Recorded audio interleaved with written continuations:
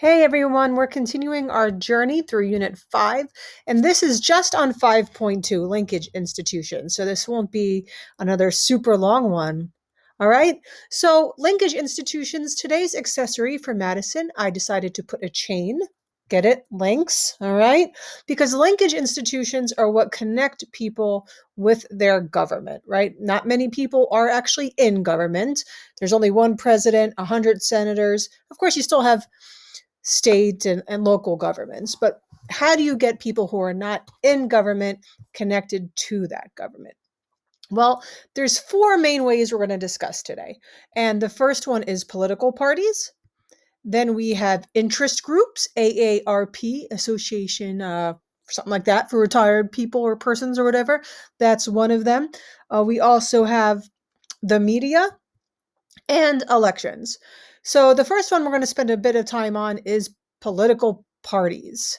Um, Now, political parties work to persuade people sort of what side of the aisle to fall on issues and who to vote for.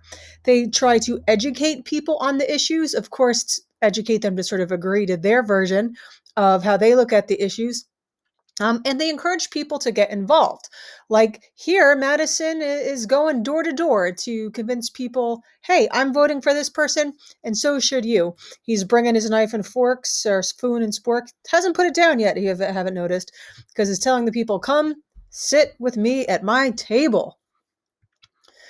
Now, in political parties, keep in mind they exist on the local, state, and national level, and they all have their own structures within those groups. They work to connect people, to persuade people, to mobilize people, and to educate them. They help decide which candidates are they going to have running for offices. There's no restrictions on members, so you can belong to any party you want, and they can't really say no, you can't. Um, they have monthly meetings, maybe more often or less often. They may make calls. Some parties even have some control over legislative districts in the states.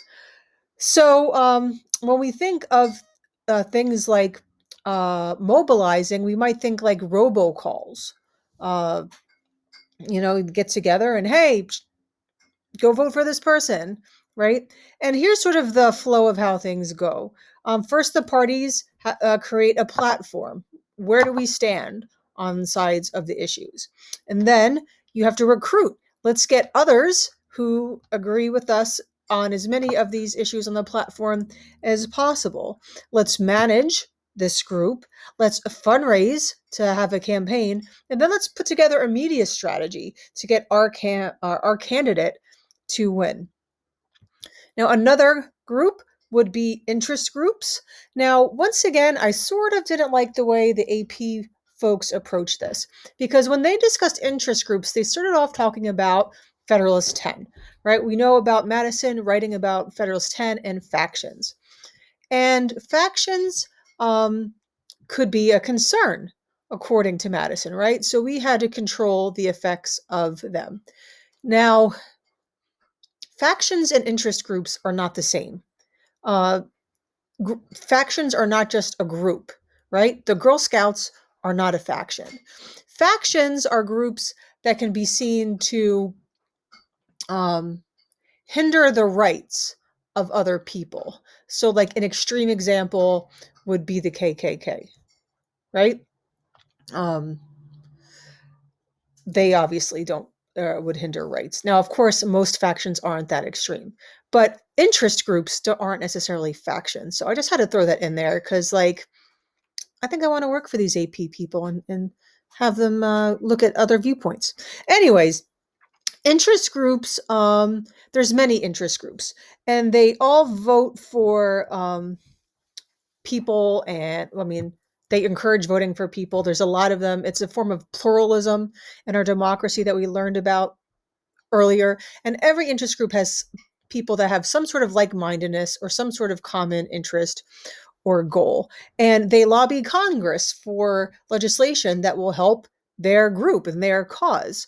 They give money or they raise money to fundraise for campaigns um, that will help there's issues. And they raise awareness to issues to get maybe others to vote for that individual as well. Unions are example of union groups, of interest groups, and they also do things like interest robocalls. I will say, as a member of the NJEA, which is a union, before campaigns, they often encourage us to get together. At like a diner, and we call or text people, right? So not just political parties do that, interest groups do as well. All right. Then we have elections. I thought, you always see these election campaign night smart boards these days. This one's from CBS News. Um, but elections help people participate in their democracy just by the act of voting. But also, people can do other things. They can attend events, they can watch debates, like we did have in the past. They can go to conventions.